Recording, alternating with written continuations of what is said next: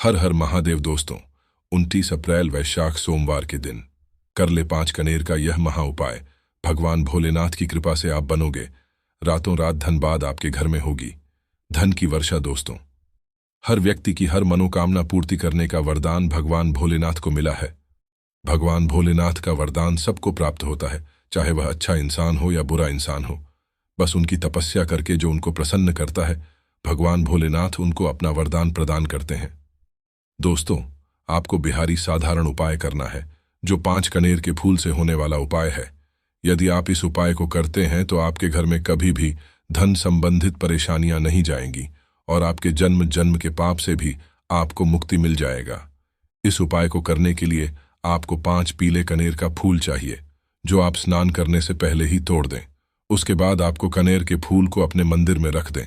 अब स्नान करने के बाद पूजा करने की पूरी तैयारी करें। सबसे पहले दोस्तों जान लेते हैं इस उपाय को कौन कौन कर सकते हैं। क्या आपने आपके घर के पूरे सदस्य को इस उपाय को करना है या कोई एक सदस्य करेगा तो आपको लाभ मिलेगा? तो हाँ दोस्तों, आपके घर के किसी एक बड़े सदस्य को ही इस उपाय को करना है, जो गलतियां ना करें और इस उपाय को बेहद ही विधिपूर्वक कर सके, नियम अनुसार कर सके। यदि घर की किसी बड़े सदस्य द्वारा इस उपाय को किया जाता है तो आपके घर में सबको इसका लाभ मिलेगा। इस उपाय को आप 2 समय पर कर सकते हो, सुबह के समय भी और शाम के समय भी। तो आपको जो भी उचित समय लगे, आप अपने समय के अनुसार इस उपाय को करें। यदि आप सुबह में करते हैं तो आपको सुबह 7 बजे से 8 बजे के पहले ही इस उपाय को कर लेना है, और यदि रात में आप इस उपाय को करते हैं तो शाम के 6 बजे से लेकर 8 बजे तक आपको इस उपाय को करना लेना है।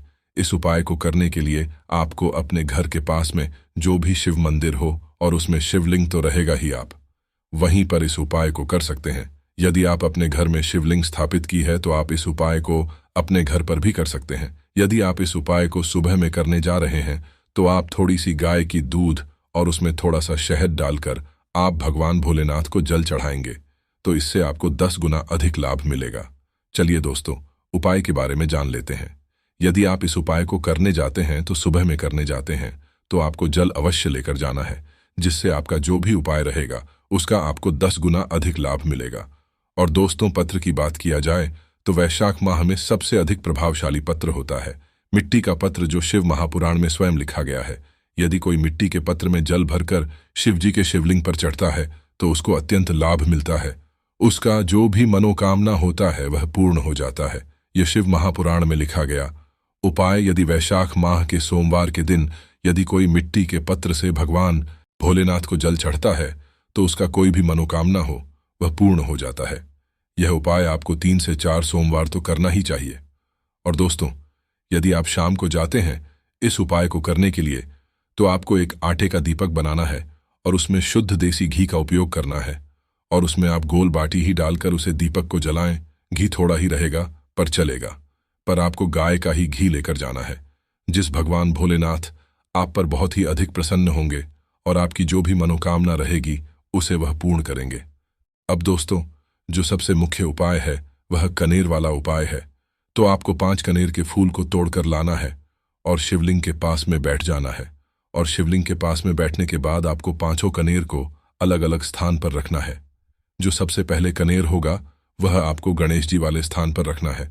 अब आपको यदि गणेश जी का स्थान पता नहीं है तो जो शिवलिंग का राइट साइड का होता है वहां पर गणेश जी वास करते हैं। जहां से जल गिरने पर जलधारी होता है वहां के राइट साइड में गणेश जी का वास होता है। तो आप पहले कनेर को गणेश जी वाले स्थान पर रखें और दूसरे कनेर को आपको भगवान कार्तिकेय के स्थान पर चढ़ता है। अब पूछेंगे कि भगवान कार्तिकेय का स्थान कहाँ है? तो भगवान कार्तिकेय का स्थान शिवलिंग के लेफ्ट साइड में जलधारी के पास में होता है। तो आप दूसरे को मेरे को कार्तिकेय जी महाराज के पास में चढ़ाए, और तीसरे वाले कनेर के फूल को आप माता अशोक सुंदरी के स्थान पर आपको रखना है। इनका स्थान जलधारी के बीचों बीच में होता है। ये शिव जी की सबसे छोटी बेटी है। तो माता अशोक सुंदरी को कनेर चढ़ाते समय इस बात का आपका ध्यान रखना है कि कनेर का फुल हुआ भाग शिवलिंग की तरफ हो और दंडी पीछे की तरफ हो।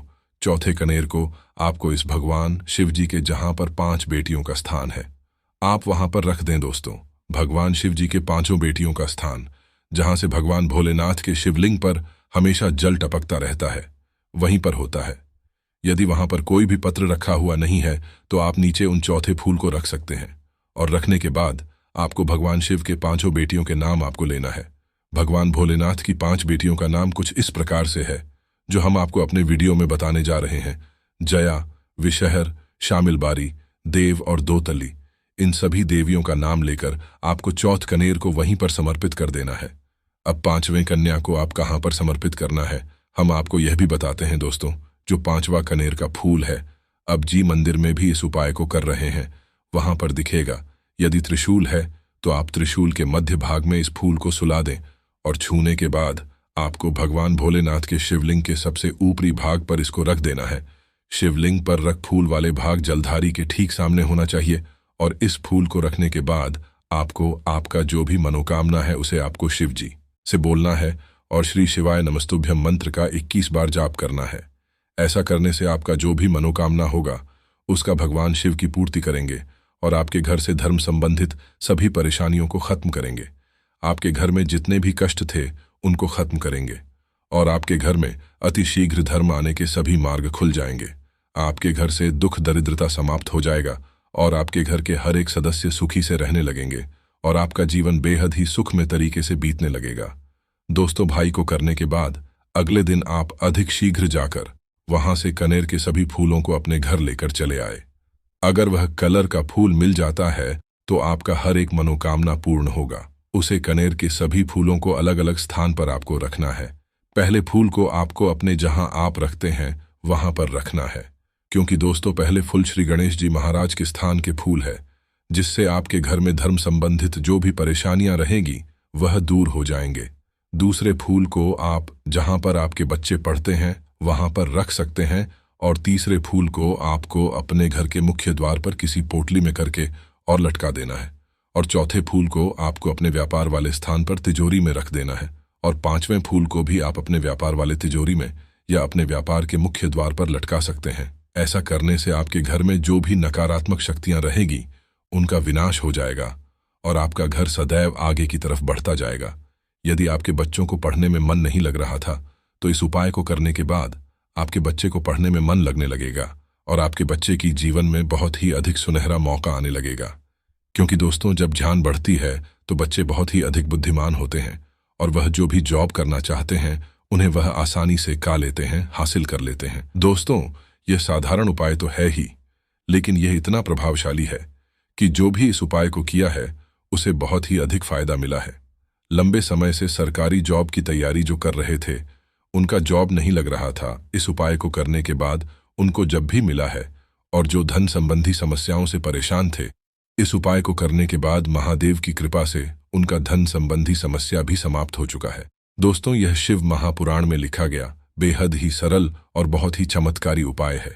यदि इसे आप लोग करते हैं तो आपको बहुत ही जल्दी इसका रिजल्ट मिलना शुरू हो जाएगा।